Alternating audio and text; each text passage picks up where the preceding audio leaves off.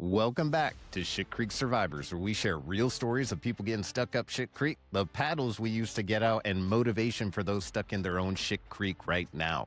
Today, we're joined by Sherry Lynne Williams, a woman who spent 28 years in prostitution, addiction, and trauma, and now is a scientist, teacher, and speaker helping others turn pain into purpose. Let's get into it. Sherry, thank you so much for being on Shit Creek Survivors. If you would, just tell us a little bit about yourself. Yes, thank you for having me pop on here and share a little bit of a very big life that I've lived so far. And the story of my life, as I started reflecting back on it when I was in my late 40s, was how many of the pieces all were so important for the next piece to come in and the next piece to come in and the next piece. It was like this golden thread that when I started pulling it, I was like, that horrible experience really added to the growth in the next moment. Even though that next moment might have been pretty dark, there was a lot of reflection that I was able to do.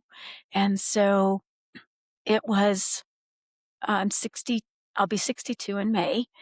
And when I was in my late 40s, I got a job with the federal government and I worked with the DoD mission, and I went to college as a high school dropout, got a college degree as a biological scientist. And it's just been an amazing, I graduated at the age of 50. Way to go. Way to go. Anyways. Yeah. Yeah. Thank you. Sometimes I forget to bring that part up. So that's awesome. I started life, well, besides being molested by my grandfather, which then led to other side effects within my life, I ended up with a man who was very confused, very damaged, became a drug addict. I became a drug addict right along with him. We got married at the age just before 18. Cause why wouldn't two messed up people it makes sense. Get married? It makes sense. You know, I'm not messed up in his reflection, nor the other. Yeah. So it was a hot mess of addictions, overdosing, close calls. Prostitution came in at some point, and prostitution is, when you're in it, it's just as much of an addiction as being a junkie. Because you don't see yourself able to do anything except that. So if you try something and it doesn't work out, where's the safety net? You go back to what you know, the comfort and the discomfort of what you know. And so there was a hot mess of chaos. I ended up almost getting raped by 5 men in a penthouse in Las Vegas. I escaped up to the rooftop, and that was a big shifting point for me. There was all these voices. I was staring at the lights of Las Vegas, just kind of reflecting as to what just happened, and I need to make a change. So I left that rooftop, and a little advertisement in a penny saver magazine, you know, those little papers outside the grocery store in the stacks, right? So I see this little advertisement, and it turns out it's for a brothel in Winnemucca, Nevada. And though sometimes when I tell my story, people go, well, you're still a prostitute. I'm like, well, yes, but now I'm safe. I have food. I don't have to worry about my back because somebody else is watching that for me. The brothel had a house mom, and I kind of ended up with a sort of a family, and that allowed my nervous system to start repairing itself. And then there came a moment where one of my clients, his handle, trucker, was big iron. And so the next pivotal moment of my life is I have this conversation with a trucker about friendships. And I say, I need to do something different. I left and I went into a chaos of unknown. More drugs, more scary situations. And what I learned is that each time I tried to come out, there was this part of me, I call it my observer.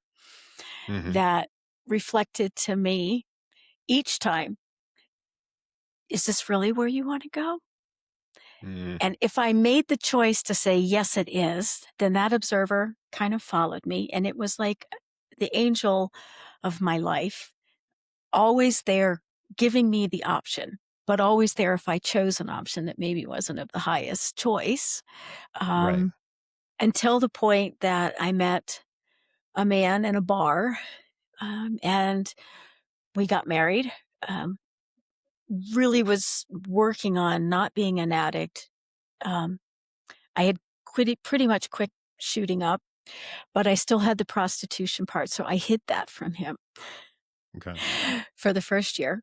Then we grew, um, and as I grew, I found that I volunteered myself to learn new things. I was the person I might have a job doing something I've never done in my life, which I was famous for. My dad would reflect to me, "Are you gonna be anywhere more than 6 months at a work?" And I'm like, "I don't know, maybe." But to have that freedom to see yourself in a place and recognize that I don't feel good. This isn't bringing me joy. Yeah, it's bringing money to the table, but I'm really not happy doing this. And Right. somehow I had a piece of me that said, fine, let's go do something else. And Uh-huh. all of those brought me one lesson of both experience and coordination with other people. Hmm. That strength rose me into places as I was out of drugs officially and I'm really working on things. I became a really valuable part of teams. I became Hmm. so knowledgeable in so many things. I was the one that the company kept when they were laying off because Sherry can do this and this and this. And Hmm. so next thing I knew, I had a job offer. Yeah, with the federal government. I worked with the United States Navy at Camp Pendleton Cool. and I was working construction oversight, quality assurance, which led me to go back to school, which that kind of kicked the whole journey. And I had conversations with the investigators. You know, I was upfront with my life. And so here I Hmm. am, 45 years old, and was able to profess in a way of my change, and the investigators were able to see the journey of my life without Yeah. judgment. And I give a lot of props to those, and I ended up with a top secret clearance in the years following. So Yeah. Turns out the history doesn't matter. Honesty does. You step forward with that. That is so freaking cool. yeah. So, you know, in my story, I don't tell people what they need to do so much as I just show them they're not Mm. broken. You know, that Yeah. I was, 45 when my life changed and I went back to school and was able to get all the following steps that came about. But every single lesson that came before, it taught me connection with people. It taught me prostitution, taught me love. I Yeah. I- I mean, these people showing up for me in this brothel were looking for companionship. Hmm. I give a number of 30%. It wasn't even about sex. We'd sit on the couch and talk Hmm. because they had no one to listen to them. Um, Right. it and and again, what I saw was love. That's connection and love. That's what humanity really wants. And Yeah. I've been able to carry that forward in everything that I do.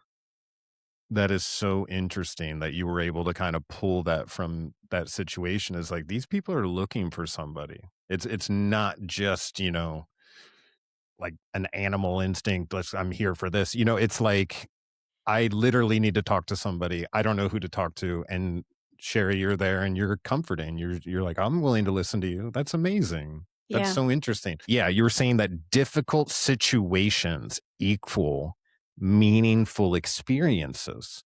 And that's such a powerful thing to say. That means that things that are considered maybe awful in your life can be turned into powerful moments of teaching. Yes. That's so cool. Tell me a little bit more about that and how you either discovered that or started leaning into it or how it came about. So the impact of the book. So, I don't know, we haven't mentioned really the book, but I ended up sitting down and putting out a book in October of 2024, And and what's the name? not your average drug addict whore. A life so Yes. wrong, it went right. Love it. Yeah, I love it. yeah, And those of you who are listening can't see the image on her over her left shoulder, but it's a picture of her I would see as a young child, and it is. that title written across the top. That's so cool. So I encourage everyone to go out there and check it out. Okay. So, anyways, keep going. You wrote the book. You Yeah, had some so time to do that. I it had different forms, and then all of a sudden, spirit came through me, and it came out in the form that it is, where I can share a story with a lot of love from my perspective now that it was a tough place. I went through it, and then I give reflections or revelations maybe in the chapter that follows so that people can see that I wanna bring people out of the sadness that they may feel from reading my Right. story and the connection they may feel. But then again, a lot of people read my story and they come to me, and it's not the details of my story that they have experienced, but it's the Hmm. fact that they can connect to the fact that I came out, and I Hmm. found that they found relief in Hmm. themselves from saying, "I have this dirty little secret, but Yeah. Sherry has given me." I don't have to say it to anybody, but I can own Hmm. this moment of my life that I may be judging myself for or ashamed of, and Yeah. see that I'm not broken by it, that I can find my own relief through that. And Yeah. for me, it wasn't ever, it wasn't a, like, I'm not a psychologist, but what I did was I didn't relate to being fixed. I integrated all Okay. of those moments that people would have been ashamed for me or thought I was a lost soul or she's never coming back. Right. I see those in myself, and now I've turned the shame into almost an ecstatic pride of, "Look at what you did. Look at what Hmm. you did. You were never broken. You're not broken." And now I have to say, "What's next?" Yeah. I Yeah, love the there's state. You just made a uh-huh. statement right there. You said never broken. That's Mm-mm. quite a moment when you realize that all that time you had been chastising yourself for thinking poorly of yourself, that you actually were never broken. What a beautiful Yeah. like place to end up at, and that you are a whole person. You were always a whole person, and that you were on, I guess you could even say, an adventure. You know what I mean? You were just on a different path. And Oh, I mean, yes, that's how I presented. We're all on an adventure. We yeah. all are. That's the beauty of the life. How boring would it be if we didn't have a little adventure in our life? And some of us have more adventure than others, and I call that the warrior's path. We Uh-huh. take that and we take those experiences, and what can we bring forward with them when we can allow the emotion that is Hmm. holding us into a feeling of not good enough, or I did something bad, and that shame. Um, there's a lot of moments in my life that people would be called to shame about, and Hmm. it's it's truly the point when I can reflect back that, okay, I did something that I'm not so proud of, but what it taught me is the connection to another human being who, Yeah. when they reach that point, I can relate to them. And humanity is all about connection, I think. It You could also say, I wouldn't be who I am now if not for those bad things. And I'm proud of who I am now. And Right. that's been something that's kind of been coming because I know we've said it on here before and everyone's always heard it, but hindsight's 2020. And it's really funny that as you're going through something, it can look like a total dumpster fire. And then when you look back at it, you're like, I wouldn't be where I am now without it. Like I've literally said on here, if not for me being shot, I wouldn't have dealt with that childhood trauma. And if I Mm. hadn't dealt with the childhood trauma, I wouldn't be as healthy as I am right now. It's just crazy what can happen. And then by telling the story, I've helped people start their cycle, their Yeah. new kind of like, and then you end up doing this full loop where you end up back where you were and you're like, huh, how'd that happen? You know, It's it's, beautiful. yeah. And it's made out of moments sometimes that you do have to hold on really hard. And it's not an easy path, but that's part of being so proud about it is it's not easy. You know, you're like, whoa. Especially, I was so blinders on, like moment by moment, day by day. That's how I stayed sober. That eventually you kind of come up and you're like 3 months later, you're like, what's happened?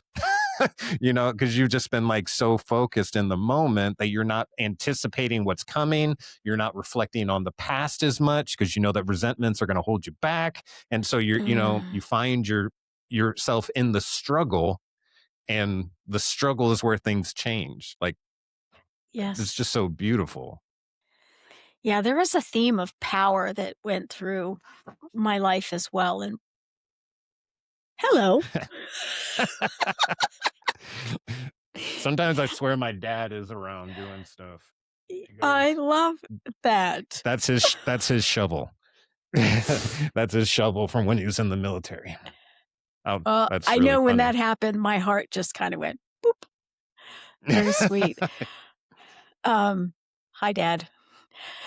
Yeah. So, yeah, this path of power as well, like the power of my grandfather to start the acts that he did at the age of around 4, where that picture of my book is, Yeah. and all of my concepts of what how sex integrates into the life of a woman showing up in Hmm. the world. And there was a very deep part of my life about virginity. And, my grandmother would say, don't give away the milk if you can get the cow for free, or the milk for Right. free. If you don't buy the cow, that's it. Don't buy the Yeah. It's cow, something like then that. get the milk Yeah. for free, right? There was all these sayings that came about. So that also set in, like, am I dirty? Was this Mm. even a thing? Like, because it never was discovered. Um, and any of my family who's read my book hasn't commented on it, which is of Right. interest. But um, I always say I lost my identity and my virginity. It was 2 detectives that came to my parents' house, and they were trying to break some crime thing that was happening in high school. And they basically used my virginity as a tool to trigger me to say something that I didn't know anything about. And they told my parents I was having sex with all of these men in school. And I had never had sex, was still a virgin, and I'm just like gobsmacked again. I'm like, I didn't. But the parents, eh, and God bless, I know, like, we do what we have to do to get to the end story in all of our careers. But they chose that method, and my parents said, "Police don't lie." So they chose to take the detectives' story, which then, okay, now I've just lost my virginity in essence. My dad is disgusted with me. My mom is like, I knew you were a slut." And I'm just like, Yeah. no.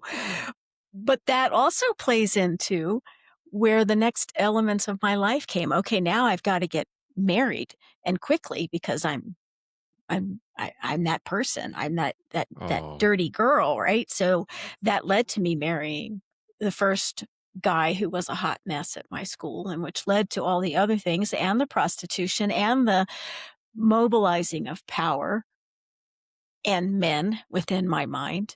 And I am blessed that that brothel experience allowed me to give grace back hmm, to the very yeah. element that I saw as power taking away from me. And, Yeah.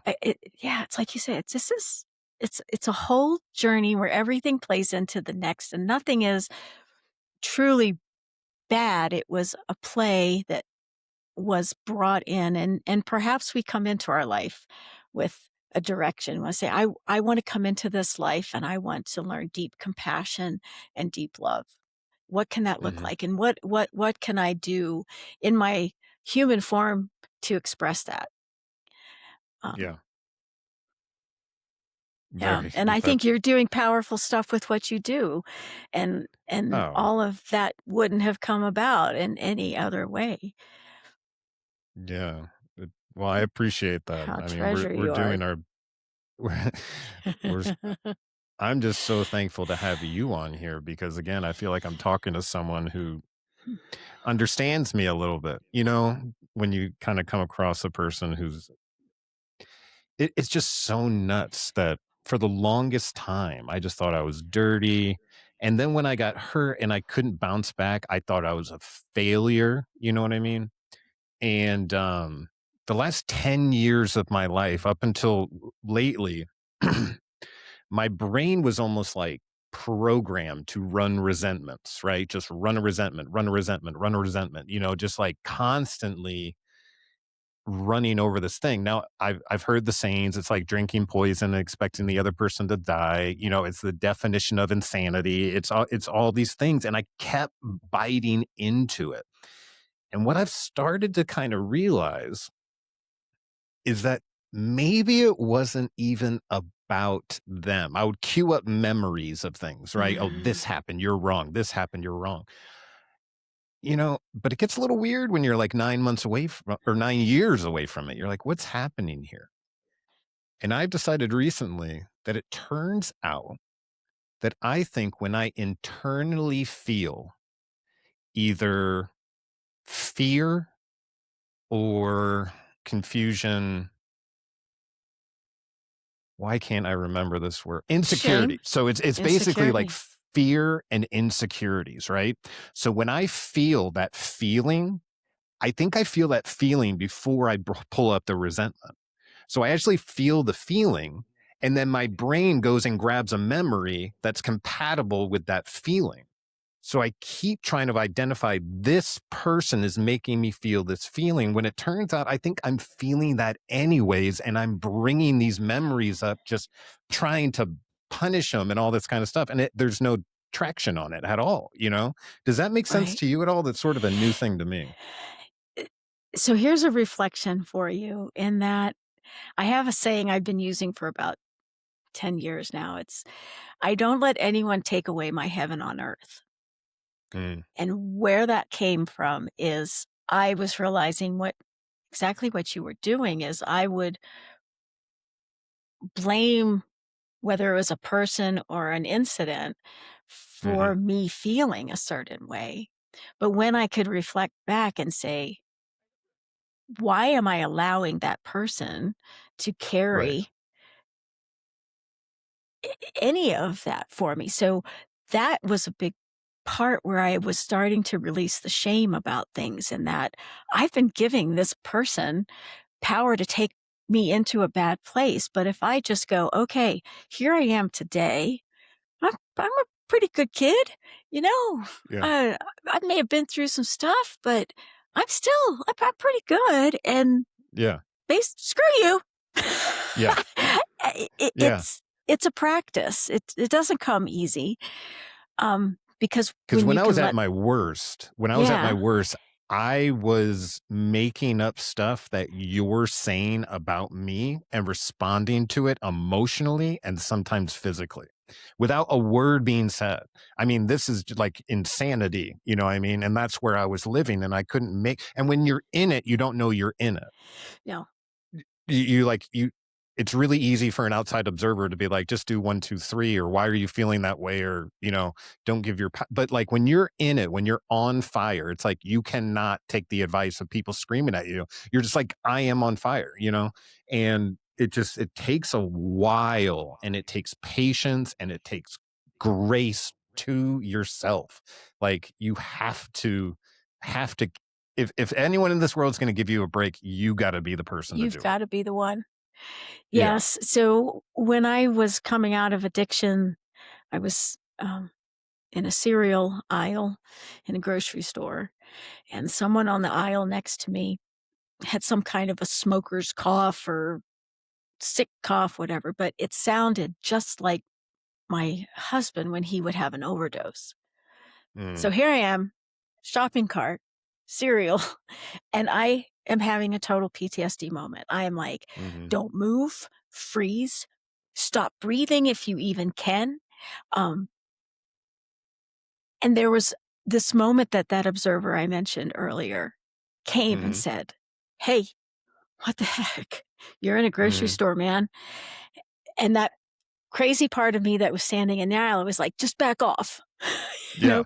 But then the voice, it was like, "No, think about this. Why are your palms sweating?" And it was a minor moment that led to one of the biggest changes in my life is that when I had physical body effects from being molested that would come up when I was with my current sex partner 30 years later. It was like I felt dirty, gross. It's like, it was, Mhm. Yeah.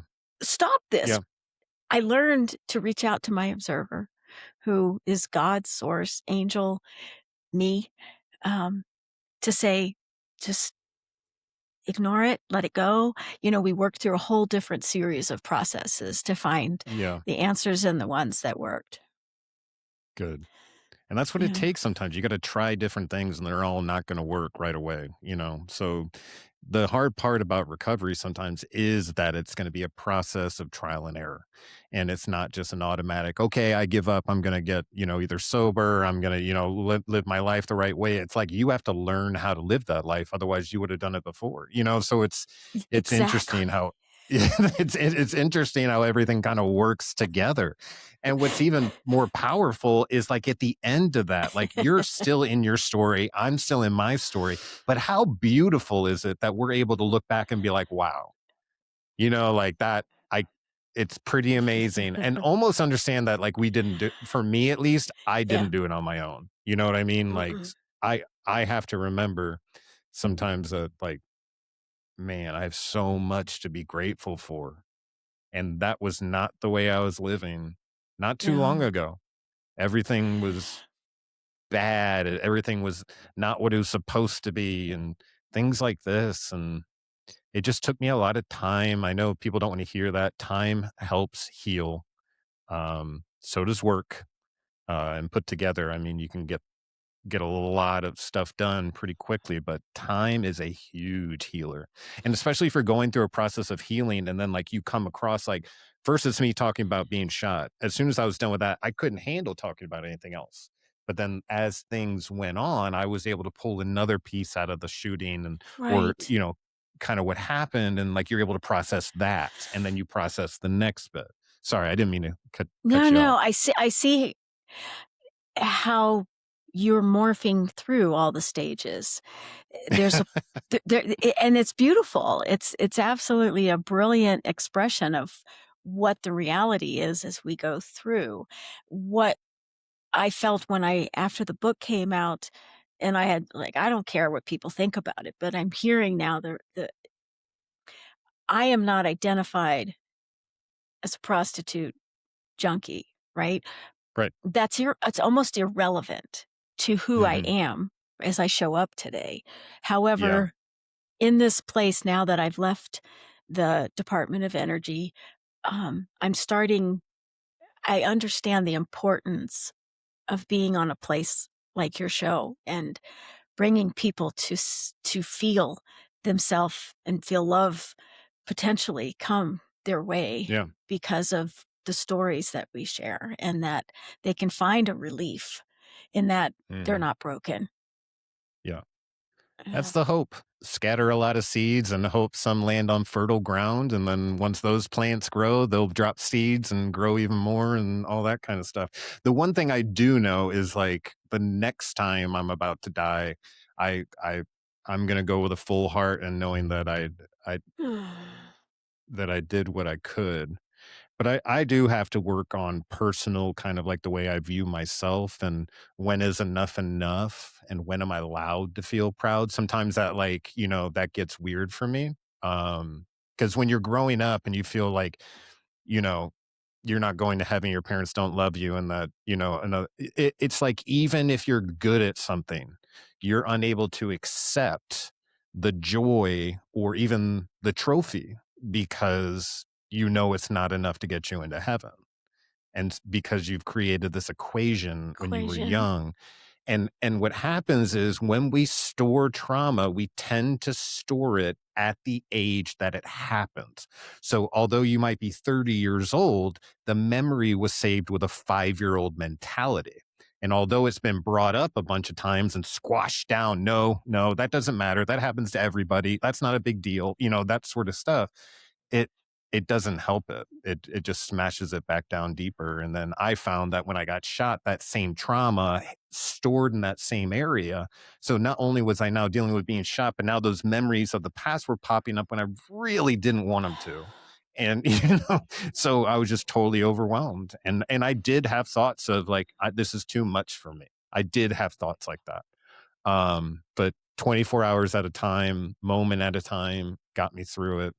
And what really helped me too, and I believe it was a gift in a way, was getting to cross over and see that there is something on the other side. It's not total darkness. And Yeah. what it is it's love. The only thing you can feel on the other side is intense acceptance, Yeah. love, just it's like everyone around you is loving you so much that you don't even have to worry about loving yourself, that you're just loving everyone around you, and it becomes this like one being in a way, and it's Mm. it's just incredible. Like, and the other thing that I didn't mention to you earlier is like when I arrived in heaven, I knew I had been there before, that I was home, which was even more relieving. You know what I mean? Because it makes the trip down here a trip compared to a one Yeah. and done, this is all I have, and I've got to prove myself to be everything. Like, it's it Yes. it's just such a crazy thing. But it's taken me so long to unwind it, and I'm still doing it. I'm sure you're still doing it in places too, and we're all doing it. I guess that's life, right? Yeah. Yeah. And I felt that myself. I had a it was a reverse near-death experience where my mom was kind of allowing me to die. She wouldn't take me to the doctor, and I was down in the bedroom, and, um, I left my body.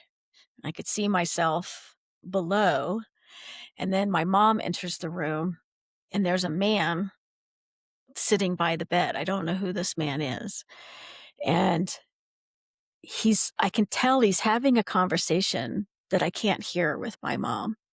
But my mom comes up and she pulls the cover over my head, and I'm like screaming wherever I am. I'm screaming, "Mom, mom, I'm here. I'm here." And the man stands up and he looks at my mom again. And this time his mouth moved. But then my mom, she reaches down and she pulls the sheet back from where I see it. And then it's like in a moment, I'm back in my body and I'm in this throaty mom voice. Oh my And gosh. we kind of, we never talked about it. My dad never knew.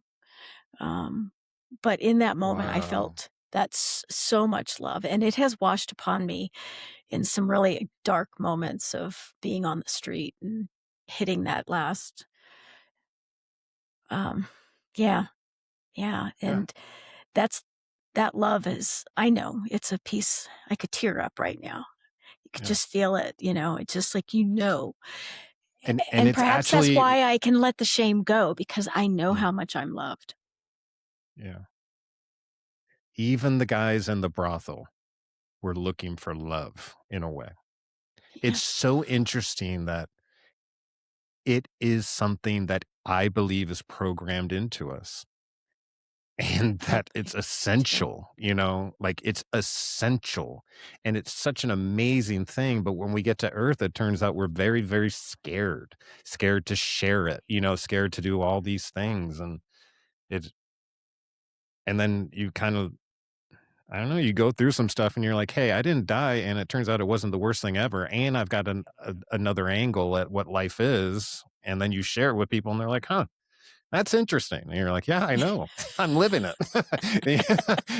So it's interesting when like you decide to actually partake in life.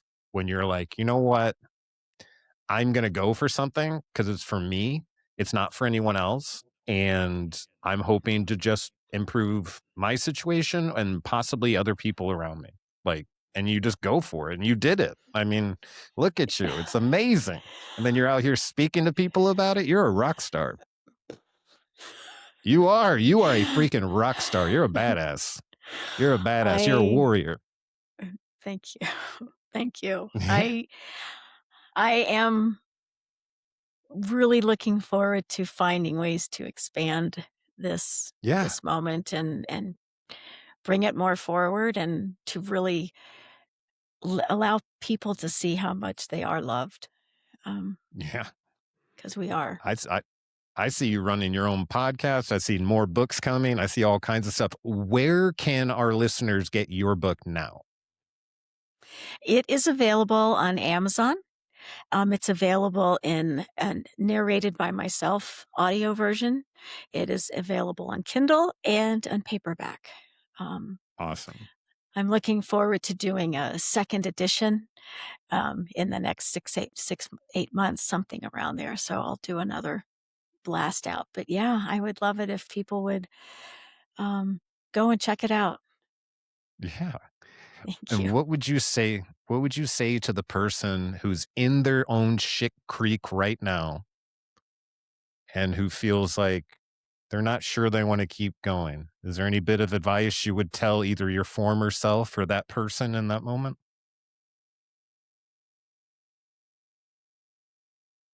Yeah. There's nothing about you that needs fixing. You've never been broken. You're on an adventure. And that adventure is reliant on you to feel into the ways that you want to show up next, and that to rely maybe a little less on others being the one to come in and rescue you, and to know that the more selfish you are towards this journey, the more you'll show up for your community and your family.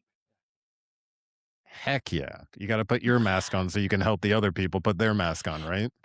Well, Sherry, it's been such a pleasure speaking with you. I can't wait to have you on here in the next 12 months to talk about your next book and for you to share even more truths with us. But thank you so much. Much appreciated. If this episode hits you, share it with someone who needs to hear. You are not broken. Your past doesn't define you. Your struggles don't disqualify you. And your story still has chapters to write. Like, subscribe, and we'll see you next time on Shit Creek Survivors.